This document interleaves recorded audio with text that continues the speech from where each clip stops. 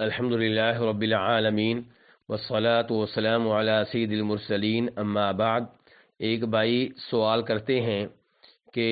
بعض دفعہ مائیں اپنے بچوں کو بد دعا دے دیتی ہیں،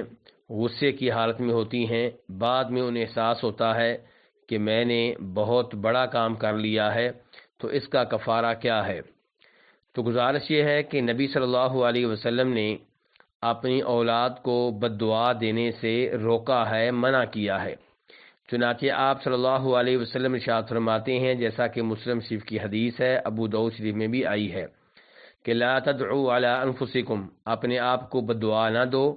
ولا تدعوا علی اولادکم، اپنی اولاد کو بھی بد دعا نہ دو، ولا تدعوا علی اموالکم، اپنے مال کو بھی بد دعا نہ دو۔ کہیں ایسا نہ ہو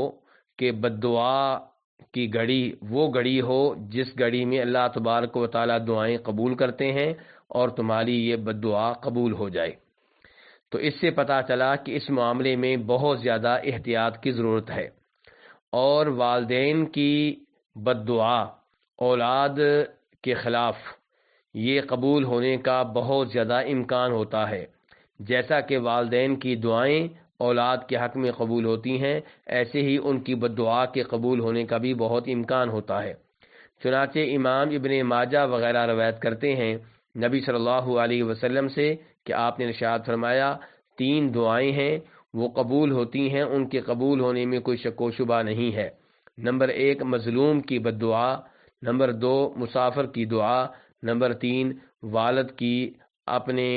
اولاد کے حق میں دعا۔ اور امام احمد نے اسی حدیث کو روایت کیا ہے تو وہاں پہ یہ الفاظ آئے ہیں، والد کی اپنی اولاد کے خلاف بد دعا۔ تو اس لیے والدین کو اس معاملے میں بہت احتیاط کرنی چاہیے، کہیں ایسا نہ ہو کہ وہ اپنی اولاد کو کسی ایسی گھڑی میں بد دعا دے بیٹھیں جس گھڑی میں اللہ تعالی دعائیں قبول کرتے ہیں۔ لیکن اگر اولاد نے کوئی غلطی نہیں کی، کوئی شریعت کی خلاف ورزی نہیں کی، والدین کو کوئی ایسا دکھ نہیں دیا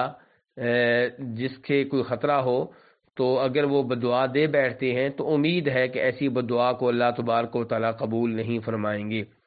اللہ تعالیٰ فرماتے ہیں سورہ یونس میں، وَلَوْ يُعَجِّلُ اللَّهُ لِلنَّاسِ شَرَّ اسْتِعْجَالِهِمْ بِالْخَيْرِ لَقُضِيَ إِلَيْهِمْ أَجَلُهُمْ فَنَظَرُ الَّذِينَ لَا يَرْجُونَ لِقَاءَنَا فِي طُغْيَانِهِمْ يَعْمَهُونَ، کہ اگر اللہ تعالیٰ لوگوں کے لیے شر کے معاملے میں جلدی کرے جیسے اللہ تعالیٰ خیر کے معاملے میں جلدی کرتے ہیں، تو ان کا فیصلہ کب کا ہو چکا ہو۔ اس آیت کی تفسیر میں امام ابن کثیر رحمہ اللہ نے جو لکھا ہے، اس سے یہ معلوم ہوتا ہے کہ اس آیت کا مطلب یہ ہے کہ اللہ تبارک و تعالی لوگوں کی وہ بد دعائیں جو وہ اپنے خلاف کرتے ہیں، اپنے مال کے خلاف کرتے ہیں، اپنی اولاد کے خلاف کرتے ہیں اور غصے کی حالت میں کرتے ہیں، اللہ تعالیٰ